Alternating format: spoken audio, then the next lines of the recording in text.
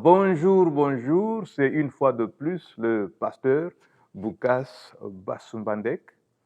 Nous nous sommes vus la fois passée et nous revenons avec une deuxième leçon. Mais avant d'entrer dans le vif du sujet, commençons par la prière. Remettons ces moments entre les mains de l'Éternel. Père de gloire, Père de bonté, nous te disons merci puisque tu as été avec nous la dernière fois et nous avons foi que tu as agi au travers de tes enfants et que cette fois-ci, tu vas nous inspirer pour pouvoir toucher, fortifier d'autres personnes, pour pouvoir surmonter et faire face au malin. Nous prions que le Saint-Esprit nous dirige et nous oriente. Nous avons ainsi prié au nom de Jésus-Christ. Amen. Alors, je disais que la fois passée, je vous ai dit que je suis dans l'église Shekinah International Church sous le bishop OPC, Dieudonné OPC, et son épouse, le pasteur Didi OPC. L'église se trouve à 4881 Lawrenceville Highway, dans la ville de Tucker, ici à Georgia, 30084.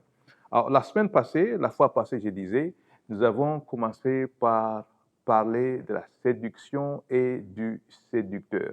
Nous avons donné une définition qui n'est pas tirée d'un dictionnaire, mais nous avons dit que non, les séducteurs et les pilleurs sont pratiquement les mêmes. La différence se trouve dans l'intensité et la durée de l'action.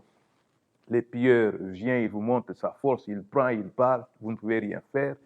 Les séducteurs, lui, il vient en douceur. Nous avons dit, il prend le temps de vous étudier. Quand il vous approche, c'est-à-dire, il connaît déjà ce qu'il veut, mais c'est seulement dans la durée, le temps que cela prendra pour pouvoir obtenir ce qu'il veut. Puisque tous les deux ont vu qu'il y a un trésor en vous et ils cherchent ce trésor-là.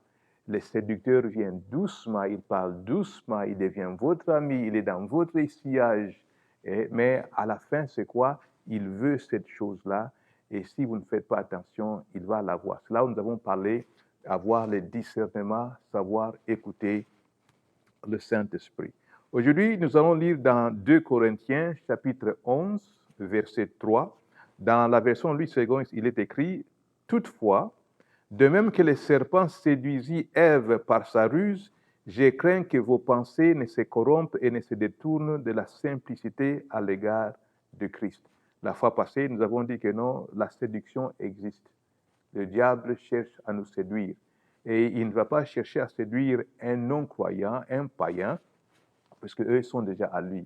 Il va vous séduire, vous, les chrétiens. C'est ce qui fait que des fois, vous cherchez à faire des choses et ces choses-là ne marchent pas. Pourquoi? Puisque le serpent doit travailler aussi.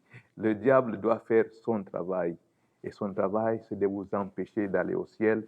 Son travail, c'est de chercher à avoir le maximum de personnes possibles pour l'aider à brûler dans l'enfer. Alors, toutefois, de même comme nous lisions, de même que le serpent séduisit Ève par sa ruse, je crains que vos pensées ne se corrompent et ne se détournent de la simplicité à l'égard de Christ.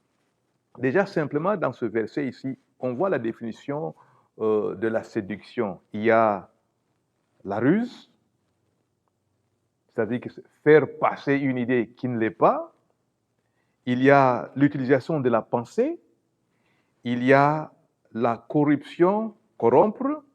Il y a le détournement, puisque nous avons dit que non, il vous attire, il vous fait sortir du chemin que vous êtes censé suivre. Il vous amène là où vous n'avez pas déterminé à aller, là où Dieu n'a pas prévu pour vous.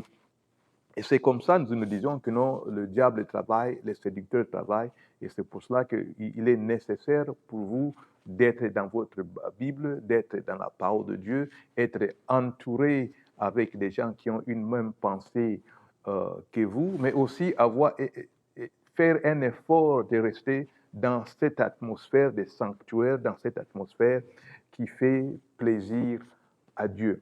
Juste pour vous aider à mieux encore comprendre comment les séducteurs travaillent, je vais vous donner un exemple. Il y a une fille, une femme, une jeune femme qui n'était pas encore mariée, qui vivait avec un serpent. Elle utilisait le serpent comme un animal domestique, exotique. Okay?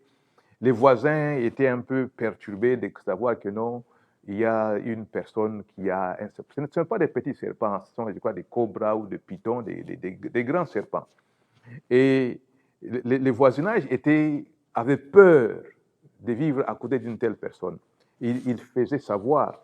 Alors, la femme, elle trouvait que les autres exagéraient un peu, c'est toujours comme ça.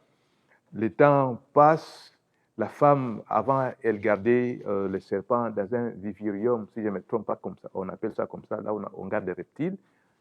Aquarium, c'est pour les poissons. Après, il a décidé que non, écoutez, c'est un animal domestique, il doit m'approcher de mon serpent, il commence à regarder ça sur son lit, sur son fauteuil, et au fur et à mesure, le serpent commençait à changer, et elle-même a constaté que non, le serpent n'avait plus les mêmes attitudes. Et elle se posait des questions, mais elle ne comprenait pas. Des fois, quand elle dormait, elle sentait comme s'il y avait quelqu'un qui les regardait, il y avait une force qui les regardait. Et un jour, elle décide d'amener les serpents à l'hôpital chez les vétérinaires. Arrivée chez le vétérinaire, elle explique un peu. Le vétérinaire a posé des questions, il a fait des examens, il a pris du sang, des prises de sang, il a fait des échographies, tout. Et après, il appelle la femme, il dit, explique-moi encore. Et puis, il lui a montré les images. Il a dit, votre serpent, je ne dirais pas que votre serpent a faim, mais je dirais que votre serpent est en train de préparer à prendre un grand repas. Et selon ce que vous m'avez dit, ça dit que quand vous dormez, vous sentez qu'il y a quelqu'un qui vous regarde. Et quand vous êtes sur votre fauteuil, il s'allonge à côté de vous.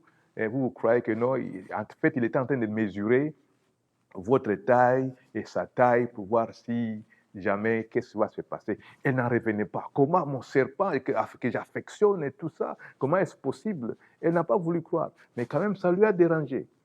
Et quand il est rentré à la maison, elle a dit, au lieu de dormir directement, elle a acheté un mannequin, elle a habillé le mannequin, elle a mis du parfum qu'elle a l'habitude de mettre sur elle, et elle a mis au lit. Et le serpent est arrivé sur le lit et a entouré le mannequin et a écrasé en fait, fin de fin, le mannequin. La femme n'en revenait pas. Donc c'est vrai ce que le vétérinaire m'avait dit. Alors, 2 jours après, elle s'est débarrassée du serpent. Qu'est-ce qu'on peut tirer ou retirer de ça? C'est-à-dire que le vétérinaire est pratiquement le Saint-Esprit, ou le vétérinaire, c'est pratiquement un chrétien qui entre dans votre vie pour vous remettre sur le chemin, pour vous montrer ce que vous avez. Puisque tellement que vous êtes habitué avec votre serpent, votre péché chéri, qu'est-ce qui se passe? Vous ne voulez pas croire, vous croyez que non, vous êtes habitué, c'est à vous et tout ça, mais vous ne savez pas que non, votre péché chéri cherche à vous détruire. C'est ça en fait le travail du péché. C'est ça en fait le travail de la séduction, de vous détruire. Alors, 2 jours après, elle s'est débarrassée du serpent et elle s'est retrouvée que non, s'il n'avait pas suivi ce que on lui avait dit, elle allait mourir. Et de la même manière, moi, je viens auprès de vous, vous dire que non, faites très attention avec le diable. Faites très attention avec le péché. Faites très attention avec certaines personnes. Encore une fois, je ne veux pas généraliser, je dis avec certaines personnes. Ce n'est pas tout le monde qui vient auprès de vous pour de bonnes choses. Ils viennent pour prendre le trésor. J'insiste là encore. Vous savez, Dieu ne vous cherche pas pour votre trésor. Pourquoi j'ai dit ça? Parce que c'est Dieu qui a placé ce trésor-là en vous. Donc Dieu ne vous cherche pas pour votre trésor. Dieu vous cherche pour qui vous êtes. C'est le diable qui cherche votre trésor. C'est pour cela qu'il est préférable, il est mieux d'aller auprès de Dieu qui vous aime pour qui vous êtes et non pour ce que vous avez. C'est ça la différence. Les autres, et même les gens, certaines personnes autour de vous, vous cherchent pour ce que vous avez. Mais Dieu vous veut pour qui vous êtes. Pourquoi? 1, c'est lui qui vous a créé. 2, c'est lui qui a placé les trésors en vous. Et c'est pour cela il a tout fait pour pouvoir vous ramener auprès de lui. D'ailleurs, c'est pour cela que Jésus-Christ était venu. Jésus-Christ a vu que nous étions incapables de nous sortir nous-mêmes de nos situations. C'est comme quand cette femme est partie auprès du vétérinaire. Le vétérinaire lui a donné, il lui a montré ce qu'il faut faire. Bien, on lui a ouvert les yeux. Et de la même manière, quand nous allons auprès de Dieu, quand nous allons auprès de Jésus-Christ, il nous libère, il nous ouvre les yeux et cela nous permet de savoir ce qu'on peut faire, comment on doit faire et fin de fin également être libre. Voilà, j'espère que ce message aujourd'hui aussi vous a aidé, vous a ouvert les yeux et vous a beaucoup aidé. C'est vraiment nécessaire. Si vous n'avez pas une église, si vous ne priez pas encore, en tout cas, je vous supplie, cherche une église qui craint Dieu, cherche une église où le Saint-Esprit se manifeste et nous allons nous retrouver au ciel. C'est le plus grand souci que tout serviteur de Dieu a. Pour clôturer, pour terminer, nous allons une fois de plus prier. Prions. Notre Dieu, notre Roi, nous te disons merci pour ta parole. Nous te disons merci pour tous les exemples que tu nous donnes, que tu nous inspires, pour pouvoir aider mon frère et ma soeur qui ne te connaissent pas ou qui ne te comprennent pas encore, de comprendre les choses de manière la plus simple. Le diable veut nous attaquer, veut nous détruire. Nous prions pour que mon frère et ma soeur puissent avoir la vie. Nous prions au nom de Jésus-Christ. Amen.